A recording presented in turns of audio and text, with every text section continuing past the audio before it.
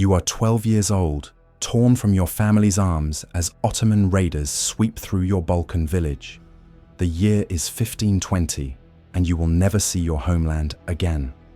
Within months, you'll be standing in the slave markets of Constantinople, examined like livestock by wealthy merchants who debate your potential value as a concubine or household servant. Your childhood is over. Your future belongs to whoever offers the highest bid. This is the reality that awaited millions of women across 6 centuries of Ottoman rule, a systematic approach to female subjugation that historians have spent decades trying to understand. The Ottoman Empire stretched across 3 continents, controlling territories from Hungary to Yemen, from Algeria to the gates of Vienna. We celebrate their architectural achievements, their military innovations, their contributions to art and culture. But beneath the surface of this vast civilization lay a network of institutions designed to control, exploit, and commodify women on an unprecedented scale. What you're about to discover challenges every romanticized notion of Ottoman society found in popular culture and reveals how an entire civilization normalized practices that would horrify modern audiences. Before we examine these forgotten realities, understanding the scope of what we're discussing requires recognizing that the Ottoman Empire lasted over 600 years. During that time, countless women disappeared into systems of control so comprehensive that resistance became nearly impossible. Their stories were rarely recorded, their voices systematically silenced, their experiences buried beneath official histories that focused on sultans and battles rather than the human cost of imperial expansion. The foundation of female oppression in Ottoman society began with legal frameworks inherited from Islamic jurisprudence but adapted to serve imperial needs. Women existed in a permanent state of legal dependence, unable to make contracts, own significant without male permission property, or travel. But the Ottomans took these restrictions further, creating bureaucratic systems that monitored and controlled female behavior with administrative precision, typically reserved for tax collection or military organization. The Devshirme system, famous for producing elite Janissary soldiers, had a lesser-known counterpart that targeted young girls from conquered Christian territories. Ottoman officials would conduct regular surveys of villages throughout the Balkans, Caucasus, and other frontier regions, cataloguing families and identifying children suitable for imperial service. While boys were selected for military training, girls were evaluated for different purposes entirely. These evaluations were methodical and dehumanizing. Ottoman documents describe how officials would examine young girls for physical beauty, signs of intelligence, and what they termed breeding potential. Those selected were separated from their families immediately, often during religious festivals when communities were gathered together, making resistance more difficult. The psychological trauma of this separation was deliberate, designed to break emotional bonds that might interfere with future compliance. The journey to Constantinople could take months, during which captured girls were housed in temporary facilities along established routes. These weren't random kidnappings, but organized operations supported by imperial infrastructure. Way stations provided food, shelter, and medical care to ensure the human cargo arrived in marketable condition. Documents from Ottoman archives revealed detailed accounting systems that tracked transportation costs, mortality rates, and expected profits from each group of captives. Upon arrival in the capital, these girls entered a world designed to strip away their previous identities completely. They were given new names, forced to learn Turkish and Ottoman court etiquette, and subjected to intensive training programs that could last several years. The goal wasn't education in any meaningful sense, but rather the creation of perfectly compliant servants who would never question their circumstances or remember their origins clearly enough to maintain hope of return. The slave markets of Constantinople operated with shocking openness, featuring dedicated sections for different categories of human merchandise. Young women were displayed in specially constructed buildings that allowed potential buyers to examine them thoroughly while maintaining the fiction that such transactions were somehow dignified commercial exchanges. European travelers' accounts describe these markets in disturbing detail, noting how buyers would inspect teeth, skin, hair, and other physical attributes while negotiating prices based on perceived beauty and utility. The pricing systems reveal how completely women were reduced to economic commodities. Ottoman commercial records show that age, physical appearance, perceived intelligence, and regional origin all affected market value. Girls from certain areas commanded higher prices due to stereotypes about their beauty or temperament. Virginity was verified through medical examination and commanded significant premiums. The entire process treated human beings with the same commercial calculation applied to livestock or manufactured goods. But the slave markets were just the entry point into a larger system of female exploitation that permeated Ottoman society at every level.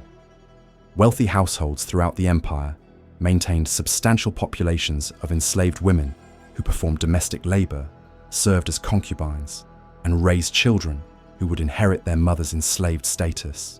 This wasn't limited to the imperial palace but extended to merchants, government officials, military officers, and anyone with sufficient wealth to participate in human trafficking.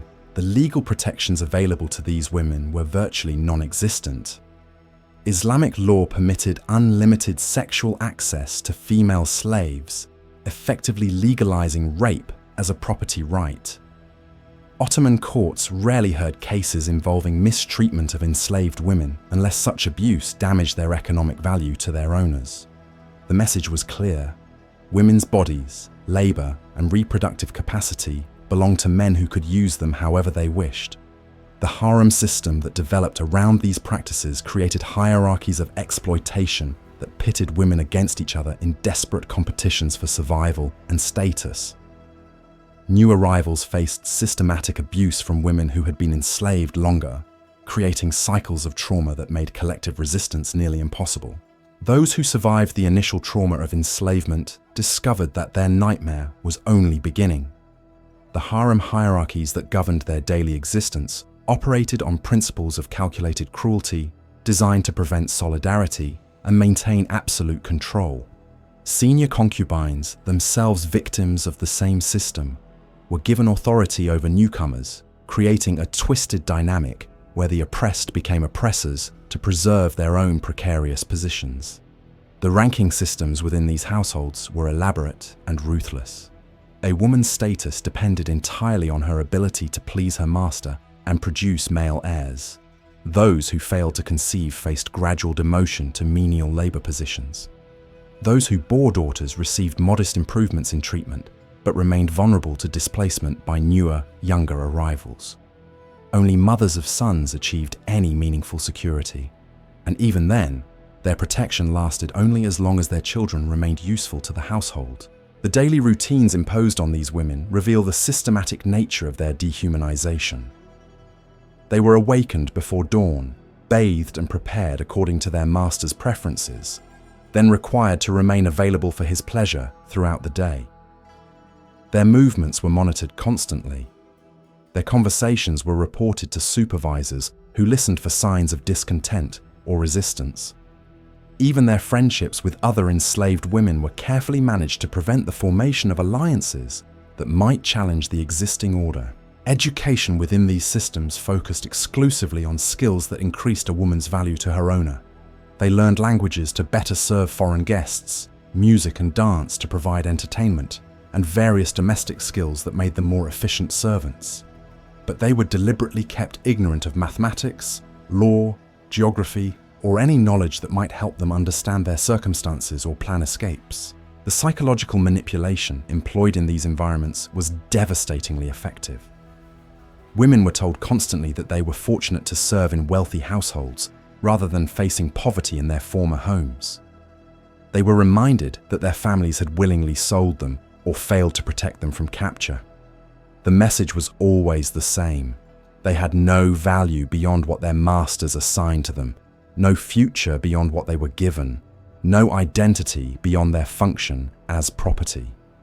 Medical care within these households reflected the same difference, common approach to female life. Women received treatment only when illness or injury threatened their usefulness.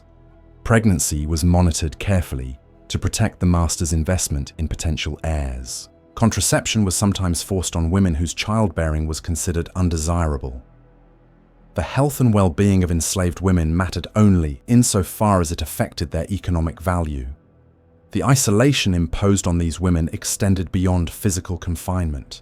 They were cut off from news of the outside world, prevented from maintaining connections with other households, and given no information about political developments that might affect their circumstances. This deliberate ignorance made them completely information about the dependent on their masters for basic world beyond their immediate surroundings. Marriage, for the vast majority of Ottoman women, operated as another form of property transfer rather than personal choice. Fathers negotiated bride prices and dowries, while daughters remained excluded from discussions about their own futures. The legal frameworks governing marriage ensured that women brought property and connections to their husbands, while receiving virtually nothing in return beyond basic place without subsistence. Took ceremonies themselves often, the marriage the bride having met her future husband. Families would negotiate arrangements based on economic considerations, political alliances, or social advancement opportunities. The woman's preferences, personality, or compatibility with her intended spouse were irrelevant factors in these transactions. She was expected to submit gracefully to whatever arrangements her male relatives considered advantageous. Once married, women discovered that their legal status barely improved from their pre-marital dependency. They could not own property in their own names, could not engage in commercial transactions without their husband's permission, and could not seek legal remedies for abuse or mistreatment. Islamic law, as interpreted by Ottoman courts, gave husbands broad authority to discipline their wives through physical punishment, economic deprivation, or social isolation. The divorce laws created particularly cruel traps for women seeking to escape unhappy or abusive marriages. Men could dissolve marriages instantly by pronouncing the appropriate formula, keeping all marital property and often receiving compensation from their ex-wives' families. Women seeking divorce faced lengthy legal proceedings that required them to prove specific grounds for separation, while risking financial ruin and social ostracism regardless of the outcome. Widowed women faced especially precarious circumstances under Ottoman law. They could not remarry without court permission, which required extensive testimony about their husband's death and their own conduct during marriage. The legal system assumed that widows were potentially responsible for their spouse's demise, forcing them to prove their innocence before being granted the right to seek new marriages. This process could take years, during which widows remained in legal limbo without protection or economic security. The honor codes that governed Ottoman society created additional layers of control over women's behavior and movement. Families were held responsible for maintaining their female members' reputations, which meant severe restrictions on where women could go, whom they could associate with, could speak with, and how they could present themselves in public. Violations of these codes brought shame not just on individual women, but on their entire extended families. These honor systems operated through networks of surveillance and reporting that made privacy impossible for most women. Neighbors watched and reported on each other's behavior. Servants carried information between households about the conduct of their mistresses. Religious authorities monitored compliance with modesty requirements and social restrictions. The result was a society where women lived under constant observation and judgment. The systematic brutalization of women across 6 centuries of Ottoman rule represents one of history's most comprehensive exercises in human commodification. From the slave markets of Constantinople to the isolated chambers of provincial harems, millions of women vanished into a machine designed to extract every possible form of value from their bodies, labor, and reproductive capacity. The legal codes, administrative systems, and cultural practices that enabled this exploitation weren't accidental byproducts of imperial expansion. They were deliberate policies implemented with the same precision the Ottomans brought to military conquest and territorial administration. What emerges from Ottoman archives, court records, and contemporary accounts isn't ancient barbarism or medieval chaos. This was organized dehumanization operating on an industrial scale, sustained by bureaucratic efficiency and religious justification. The infrastructure required to capture, transport, process, and control millions of women reveals how deeply embedded female oppression was in the empire's fundamental structures. These weren't isolated incidents of individual cruelty, but systematic practices that shaped entire civilizations and determined the fate of countless generations. The evidence carved in stone, documented in ledgers, and preserved in legal codes forces us to confront uncomfortable truths about how quickly societies normalize the unthinkable when power operates without restraint or accountability.